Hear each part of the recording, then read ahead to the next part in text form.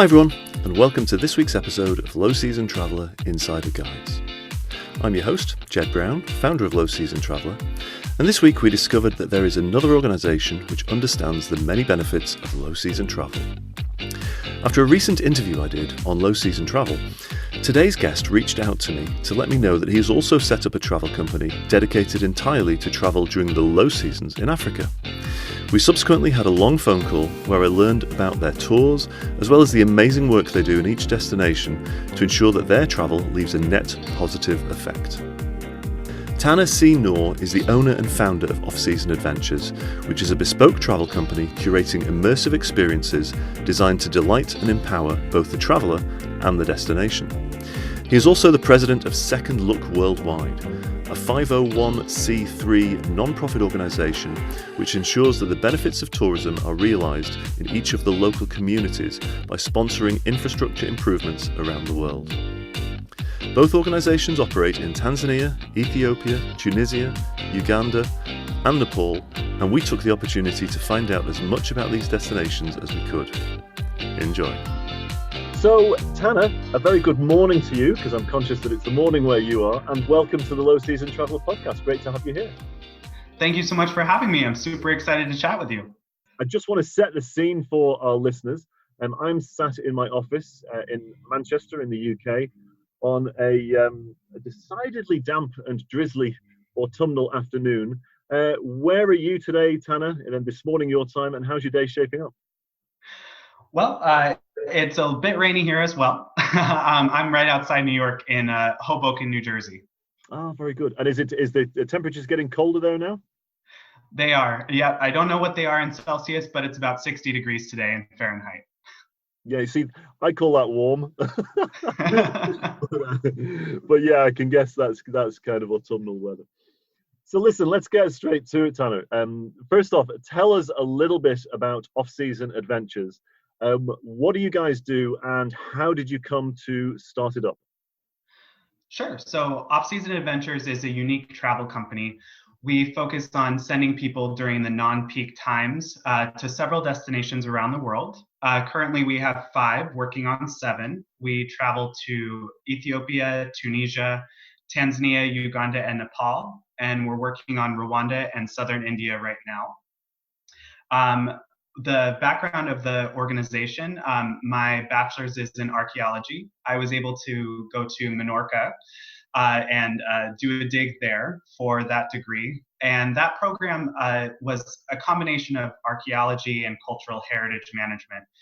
Cultural heritage management is the cross sector of conservation and tourism. How do you preserve the product and bring people there at the same time to actually support those destinations. Yeah. So that got me a little more interested in tourism. I ended up getting a master's degree in economic development and tourism management from Boston University. I worked with a private firm, Eplerwood International, through Macon Eplerwood, and was a teaching assistant for her at the Harvard Extension. From there, all of these backstories then kind of converged into what is now Off-Season Adventures. So our first destination was Tanzania in East Africa. I went there through the master's degree. We were studying the tourism economy and economic development opportunities as a developing nation. Very good.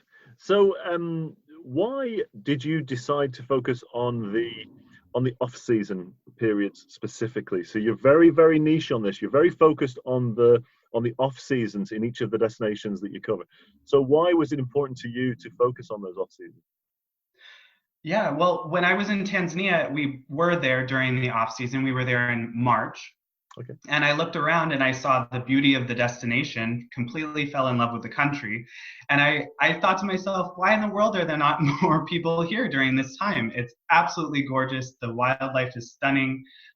You get super personal connections with the individuals because you don't feel like a conveyor belt, coming in and out of the national parks during that time.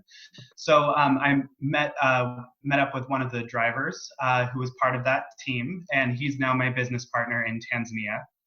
And through the academic research, showing that traveling during this time can actually support the local economies a whole lot more than sending everybody at once and overwhelming the destination.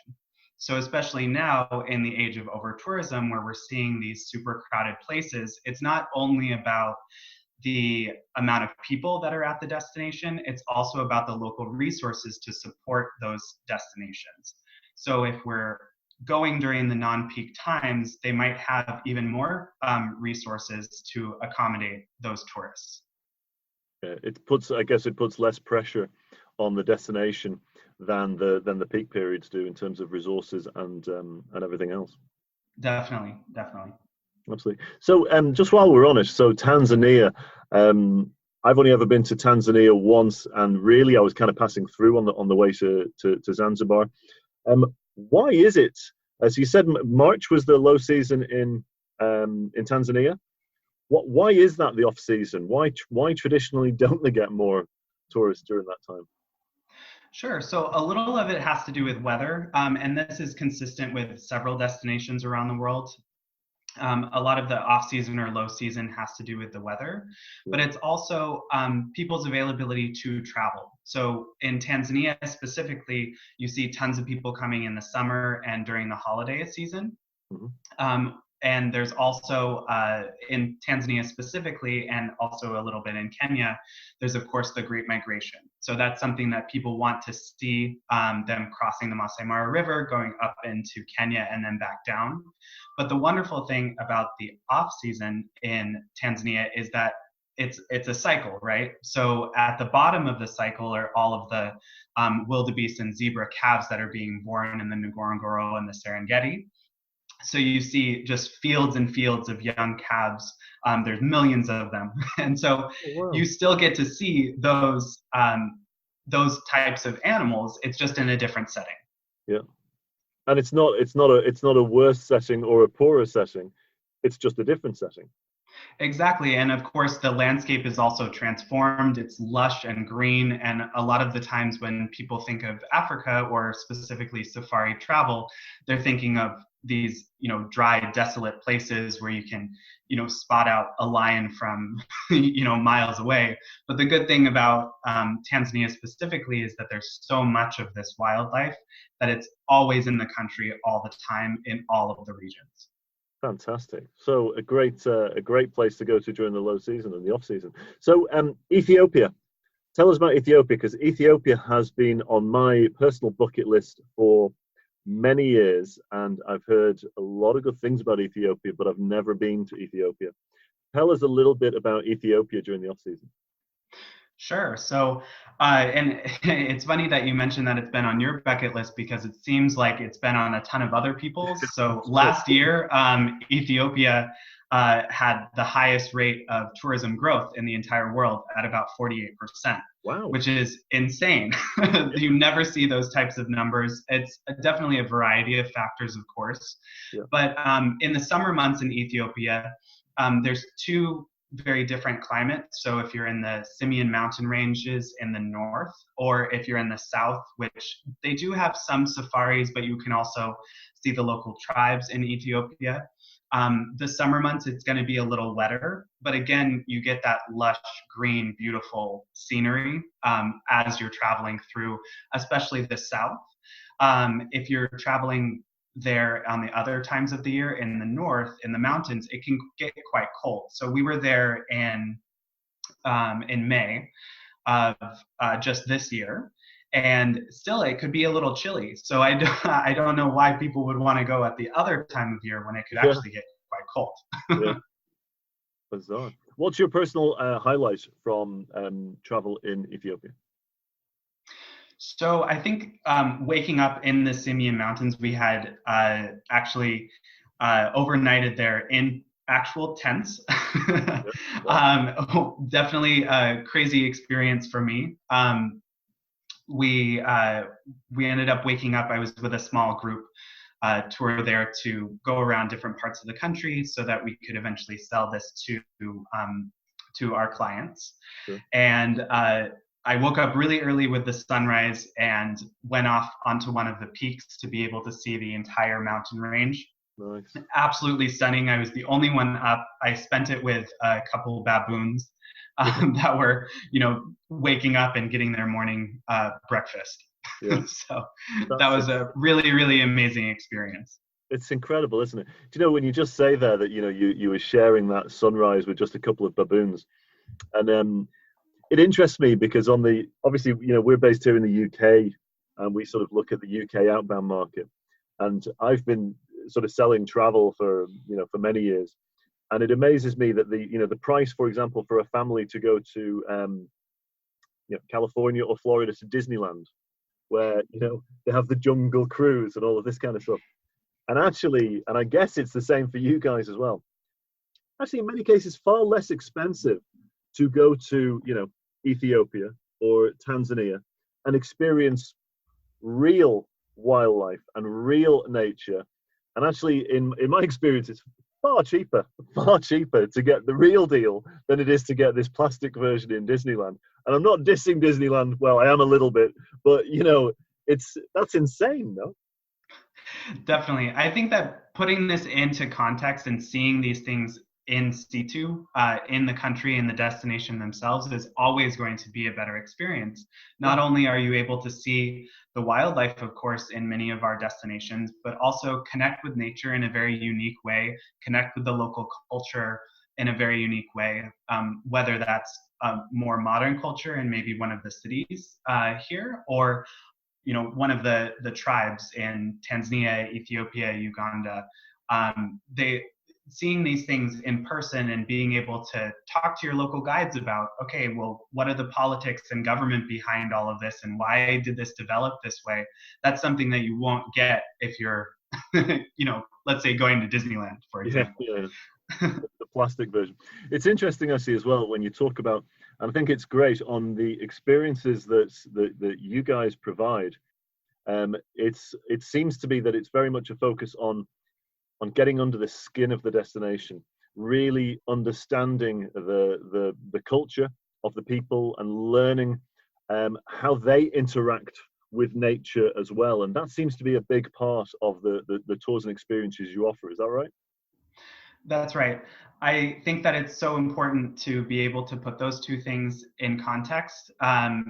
Again, if you're only seeing one side of the spectrum, you're not going to be able to see the other. And so all of our tours, they really do try and combine either a natural, so in Ethiopia, for example, like, being in the mountain ranges, being in those forests in the south, and then seeing how, of course, the local culture is impacted by and interacting with those landscapes as well. So what's a fun example is actually in Tanzania, in the Ngorongoro region, the Maasai tribe live within that conservation area. So it's really interesting to see how they live in the same area as the lions, the zebra, wildebeest, elephant, and what sort of challenges they have and how they've compensated for that. Yeah, that must be incredible. Tunisia is another destination that you feature. Now, Tunisia is interesting again on the UK side of things. The UK market tends to go to Tunisia, and they tend to go to there's quite a lot of beach resorts on the north, and they go to these all-inclusive hotels on the north of Tunisia. Now, I guess that's not the side of Tunisia that you guys show off. Tell us more about the kind of experiences that travelers have in Tunisia on your trips. Sure. Yeah, I was completely blown away by Tunisia the first time that I went there. And I think there's a large stigma, especially with safety and security in North Africa. For lots of people, maybe with the UK, you're seeing similar, but definitely for Americans. But I was very surprised with how safe I felt the entire time. You're able to have those really intimate conversations with people, but then also, again, exploring the nature side. So Tunisia has a very interesting side of things. So you almost see you see the opposite side of the Roman Empire, right? You see one of the past colonies, and because there's so few travelers in this area, a lot of the sites here are very well preserved. You see the most amount of mosaics that I've ever seen in my life, and they are in situ. They're right there in the place where they were originally installed. So you see that in Old Carthage, up to Tabarka, a couple other places up in the north. We do travel to the north, but we also include the south as well. So in the south, you have the desert. You have some really beautiful springs that are coming out of the Atlas Mountains. So Shabika is one of them. Mides, it's a very beautiful place. They actually filmed Star Wars in a couple places in Tunisia. So if you're into that, we have Matmata and then Mides, where Anakin comes out of his little house there in the desert. So it's a fabulous destination. In Tunisia, we try and focus on, because of what you just said, a lot of people are traveling there in the summer months into the beaches. But because we want to have people get the full experience of Tunisia, we try and focus on the spring and fall, which are basically the shoulder seasons. Because they have two very different climates in Tunisia, it's almost swapped with the winter and summer. So we try and focus on both of those times so that you can see the whole picture in a very cool way. Nice. I love that, and I love that it's a different side as well to Tunisia that certainly that I'm not familiar with. So I've been to Tunisia, and I was in a place called Sousse up in the north. Lovely beaches, but to a degree, I could have been on a beach anywhere, and the great shame for me is that I never got outside of Sousse and didn't really see anything of Tunisia. And what a great shame, because by the sounds of it, I've missed out on quite a lot, actually. Well, what's really cool is that even if you did want to include something like the beach vacation, we can include that perhaps as an extension to, let's say, Jerba Island. And there, yes, of course, you can just very simply lie on the beach, but you can also have some boat rides around. You can get some of the local foods that are caught right there. You pick the fish that you want, and they'll grill it right there for you. They also have olive production, which is really fascinating. So the entire process throughout that production, and then also pottery production as well. So you can get these little nuggets of culture in addition to having a beach, and that's the differentiating factor here with Tunisia versus, let's say, like the Caribbean, for example. Yep, fair play. Another destination that you feature, Uganda. Now, Uganda is another one of these destinations very high on my bucket list. I've never been. I've got a colleague, actually, a very good friend of mine, who runs an aviation company, and he went out on a trek to see the gorillas, the mountain gorillas in Uganda, and I think it changed his life. He now works with the Gorilla Foundation, and he does charity fun runs dressed as a gorilla, and he's absolutely obsessed because he talks at length about the humanness, if that's a word, of the gorillas. And he said, Jed, once you've seen these, he said, believe me, it sends a shiver up your back. They are almost human-like. Tell us a little bit about the experiences that you've had in Uganda and that your guests have had in Uganda. Yeah, so definitely the gorillas, chimpanzees are definitely the main draw for Uganda. But I find this in Tanzania as well. It's the wildlife that people say that they want, but then it's the local culture that brings people back again and again. Right. So we work with a beautiful organization called African Sustainable Tourism Care Foundation in Uganda. They are a nonprofit tourism company, so all of their proceeds go into local projects, whether that's women empowerment, hygiene, sanitation, economic development. There's so many wonderful opportunities, and people that are traveling to Uganda can actually participate in those as well.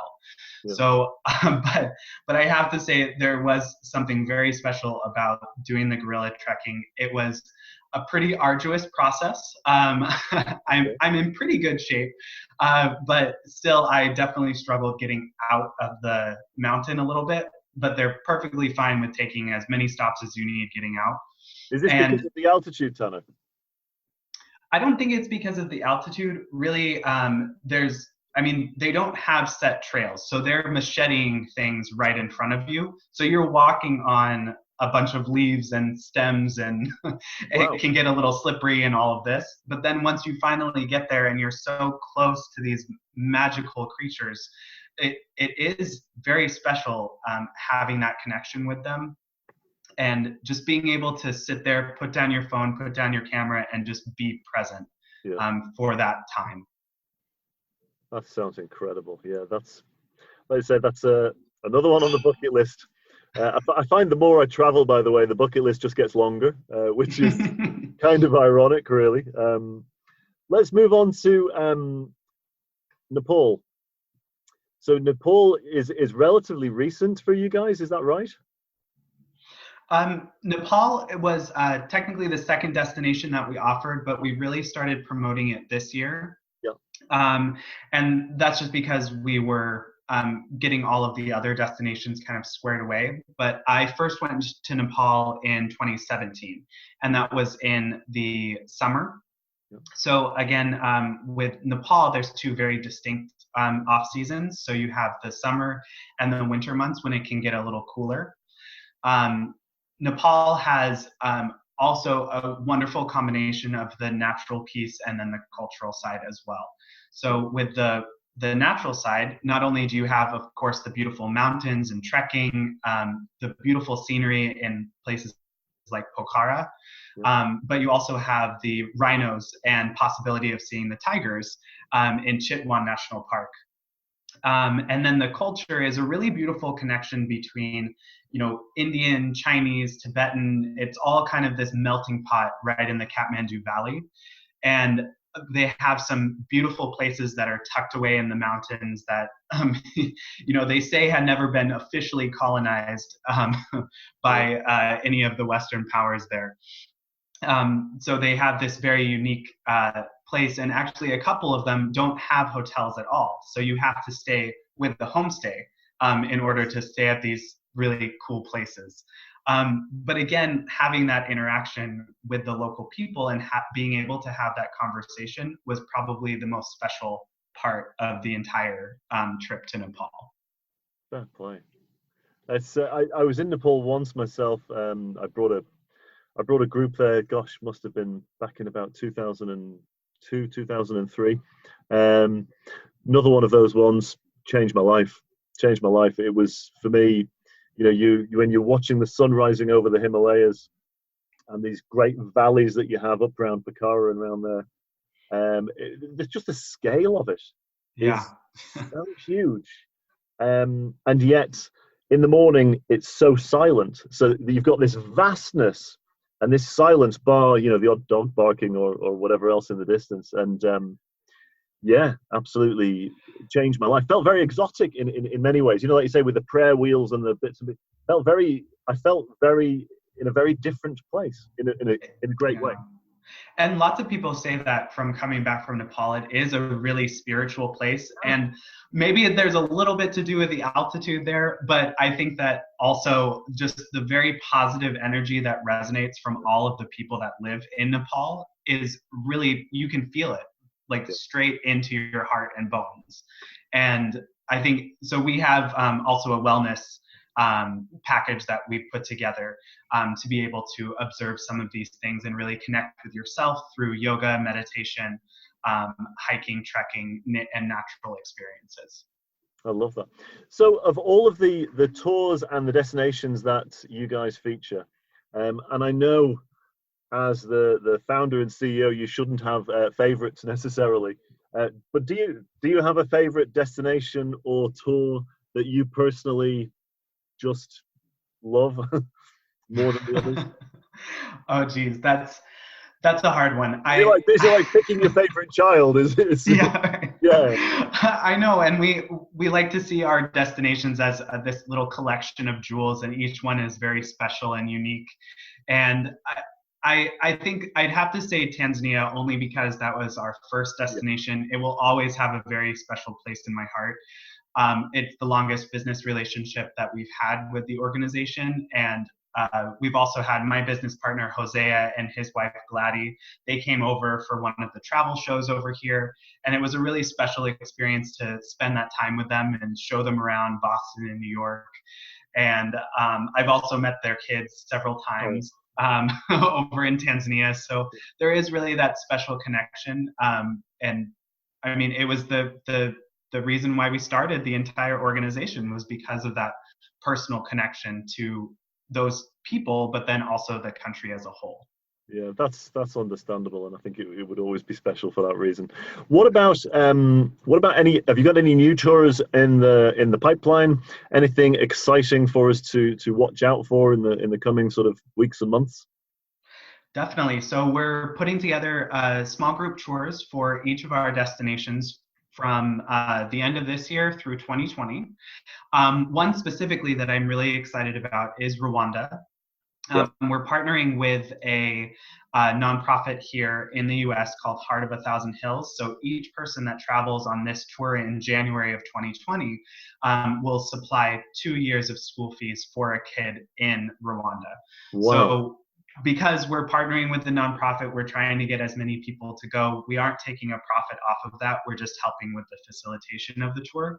And then I'll be going on that tour as well to see the country for the first time. Really excited about that one. Oh, awesome! Well, that's one that's a place that I have been to. I was in Kigali on business with my colleague, as I was telling you about, who was in Uganda. And we actually went out there and we gave it was to do with the aviation industry, and we gave a couple of lectures, I guess, to the aviation, students of tourism and aviation. And the intriguing story on this, and this is one where you all of a sudden gain a bit of humility, but there was about 200 students in the room. So this would be aged between 18 and probably the oldest would have been about sort of 27, 28. And we're talking about aircraft and aviation and, different things to do with the aviation industry in Africa. And we decided that, first off, we'll ask, how many people in the room have been on a plane? In a room of 200 people who all study aviation, how many had been on a plane? Give me your best guess, Tanner. 2, probably. Well, very close, actually. One. Yeah. Oh my gosh. Had been on a plane, and it was just one of those humbling things where you think, God, if I asked that question in Manchester of a group of 200 students, you'd pretty much have every hand would be in the air. And it was just that sort of understanding of there aren't always the opportunities available in places like Kigali. And, Kigali as well stuck in my mind for another reason, which was that when I arrived in Kigali, sometimes people, maybe listeners that haven't been anywhere on the African continent before, you have a certain idea in your head as to what you think it will be like in Africa or places like Rwanda. And what I will tell you is, and you'll notice this when you get to Kigali, there is no litter anywhere. It is I've heard that. It is absolute, no, but it's almost freakish. It's utterly clean. I mean, Manchester is I shouldn't say it, it's an absolute dive by comparison. We have trash everywhere here. It's, inhumane. And I was intrigued, and I was asking one of the local guys, I said, I'm really incredulous as to how clean everything is. And maybe you know about this, Tanner, but just for our listeners, he said, well, we have we have the big National Cleanup Day every month. And I said, well, what's the cleanup day? And he said, well, this goes back to tribal times, but you always look after your own space. So on a national level, there is one day every month where everybody has to tidy up, clean up, get rid of rubbish, everything else. And it's not enforced on a governmental level, it's enforced on a community level. So the guide was saying to me, he said, look, if I wasn't doing anything on the cleanup day and I wasn't picking up litter or doing whatever else, other people would be saying, hey, well, what's going on, man? You're not doing the cleanup. You've got to join in. So it's enforced by the community. and apparently it goes back to tribal times, but it's done every month. And the reason then that you don't throw litter down is because you're going to have to pick it up on that day of the month. So therefore, the whole place is immaculate. But it's just you have a perception of what you think Africa is like. You land in this beautiful airport in Kigali, the land of 1,000 hills, and it's absolutely magnificent. Yeah, it was just intriguing. So yeah, and we've definitely seen similar things to that as you saw in Rwanda. I mean, so many places in Africa, or the places that I've traveled around the world, they just care so much about the destination, and they want to share that with you, and they want to share the best version of that with you. But they're also able to, talk about the challenges. Yeah. And I think that's mainly what a large part of the Western, news cycle is about, those struggles and those challenges. And so we're trying to shift that narrative and say, okay, no, each country in Africa is very different from one another. They all have their individual cultures. Tanzania has more than 200 tribes, as they all have their very unique cultures just within that one country. And that's what we're trying to showcase. We're trying to showcase how these local communities work together, and the beauty in each and every one of them. And they want to do the same. So we're giving them the opportunity to be able to showcase that in the best light. I love that. Tell me about Second Look Worldwide. What is Second Look Worldwide, and how did it come about, and what do you guys do?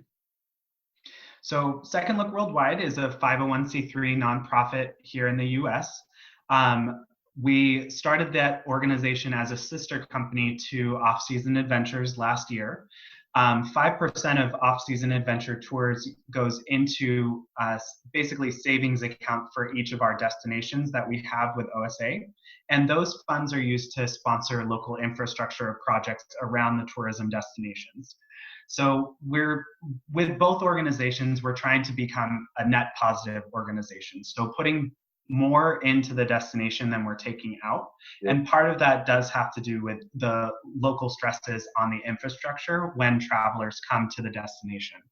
So we're really excited that at the beginning of this year, we were able to complete our second phase of our first project, which is, again, Tanzania, our first destination. It has the most saved up, from all of the tours that we've done. So we were able to support a solar paneled water pump system right outside of Tarangire National Park in Tanzania. So with that, we're able to then connect from the water source directly to the primary school in that area. So now if there is a severe dry season, I can rest easier knowing that about 15,000 people have access to running year-round water. And because of the solar, that's good for 20 years at least. With very minimal maintenance. So we don't have to worry about them, having to get the diesel or the petrol and burning that, getting the fumes into the atmosphere. It's a very clean way of doing this. And our third phase, hopefully we'll be able to complete this by the beginning of next year, is building out the hygiene and sanitation within this primary school. They're built right on septic tanks. And so when they fill up, that's how kids get sick. They also they have the running water now, but haven't in the past.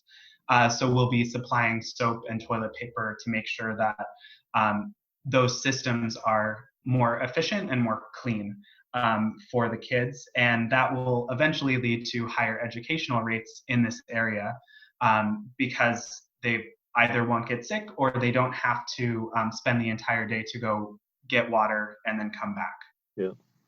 What an utterly wonderful project that you're doing there, Tanner. That's absolutely amazing, and great for not only for for you and your colleagues and co-workers to know that that's something that you guys have done and helped bring about a real change actually, but also I guess for your clients as well. Everybody that's taken a tour with you guys, they've contributed to that, right? Absolutely. Definitely through the package itself, they've contributed, but then also so many people that have seen it in person have really been touched by the story and by the people that are here in this area. and they've contributed additional amounts after the fact. Wow. So that's one of the main reasons why we were able to get this project up and running so quickly. I mean, we just incorporated the 501c3 last year, and within a couple of months we were able to complete this first project. So that's probably the thing that I'm most proud of, and the real focus of off-season adventures is to see that benefit in the destinations where we travel. And now with both of the organizations, it becomes a more efficient way of being able to get that done. Yeah, that's phenomenal. That is true responsible and sustainable tourism in practice, and I love that. Tanner, we're starting to run low on time, so we're going to hit you with some quick fire questions if you're up for it. Okay, sounds great. Okay, so first off, what's your earliest travel memory? So probably traveling to Baja with my family, down way far down on the Baja coast. I'm from San Diego, so it's fairly easy to travel there. Yeah. And being able to see the beauty, going fishing, and staying at the local places there. Yeah, I believe it's a lovely part of the country, actually. Describe yourself in 3 words. Sustainable tourism entrepreneur. Oh, love it. What's the best place that you've ever woken up? Definitely in the Simeon Mountains, which I described before. Seeing that beauty and seeing the sunrise come over the mountains, it was just amazing. Love it. What's your happiest travel memory? When we were able to finally see the solar panels come up for the Second Look Worldwide project, that was really meaningful, and that was definitely my happiest memory. That's going to take some beating, right? Yeah, I think so. What do you never leave home without when you're traveling? It could be, I don't know, it could be a small item, it could be a personal item. What do you never leave home without? Definitely the passport, spare money, and then the keys. So pretty standard. I love that. Super practical. What do you dream of doing that you still haven't done yet? Well, perhaps in conjunction with you guys, I want to create a movement to shift the narrative to say that off-season travel is actually the best time to travel, not during the high season, not during the shoulder season, but the true off-season, and having more and more people come through that movement. Absolutely. And we'd love to work with you on that. If you weren't where you are right now, where would you most in the world like to be right now? It could be anywhere. Well, one of the springs in Tunisia is called Chabika, and I just find it just so beautiful. There's some palm trees growing, there's frogs, hopping around the little pools of water, and that connects to a little farm there that you can see, go to the restaurant there and get some locally sourced food. That's probably my favorite place. Fair play. So you'd be there now. Who or what inspires you the most? I think seeing local entrepreneurs succeed in the destinations where we take travelers, that's what inspires me the most. And that's what we're built for, being their surrogates abroad. Yeah, love that. What has been your biggest travel surprise? What I mean by that is there are some destinations where our expectations are pretty low for one reason or another. Well, not necessarily low, but a bit meh. And when you actually get there, you think, wow, that actually that's way better than I ever imagined. And that's what I call a travel surprise. What has been your biggest travel surprise? I think Tunisia was definitely the biggest one, not only with the, feeling super, super safe and secure the entire time, but also seeing these fantastic ruins. Again, my bachelor's in archaeology, that history and seeing it in real life was just absolutely mind-blowing. Fantastic. Finally, what does 2020 hold in store for you? Or what do you hope that 2020 holds in store for you? Well, we're building the new packages for Rwanda and southern India. We are going to be working more closely with travel agents to try and get more travelers to go during this time and share the word about off-season. Yep. We'll be completing, hopefully, our water project at Kakoi. And then I actually have a study coming out, a case study comparing the Serengeti National Park in Tanzania and Bwindi National Park in Uganda. And that'll be published in 2020 through the Center for Responsible Travel. Oh, fantastic. Well, we'll look out for that, and obviously we'll make sure that we can hopefully share that widely as well on our side. Tanner, thank you so much for giving us your time this morning, early your time. It's been fascinating speaking to you, and want to wish you every success with all of the many projects that you're working on, and think you're doing fantastic work. Congratulations on all you've achieved. Thank you so much, Jeff. We really appreciate it. And that's a wrap. Huge thanks to Tanner for taking the time to speak with us this week. And if you'd like to find out more about the incredible low season experiences Tanner and his team offer, then please do visit his site www.offseasonadventures.com. And if you'd like to donate to their charity and make a real difference in the lives of those in each destination, then please visit www.secondlookworldwide.org. I always think that the big charities get huge donations, and there are so many equally deserving charities like Second Look Worldwide which do some amazing work, whereby even the smallest of donations can make a real impact on the lives of everyday people in destinations like Tanzania. Finally, if you're enjoying the music this week, it's called Nakupenda Tanzania, and was written and produced in Tanzania, and is meant to convey the feeling that any traveller will get when experiencing this beautiful East African country. You can listen to the song in full by visiting secondlookworldwide.org. That's it for this week. We're working hard on the all-new Low Season Traveller website just now, so please let me know if there are any destinations you would particularly like us to cover. And as always, if you enjoyed this week's podcast, please don't forget to share it with your friends, family, and social networks. Our content will always be free for everyone, as we believe that travel is better without the crowds.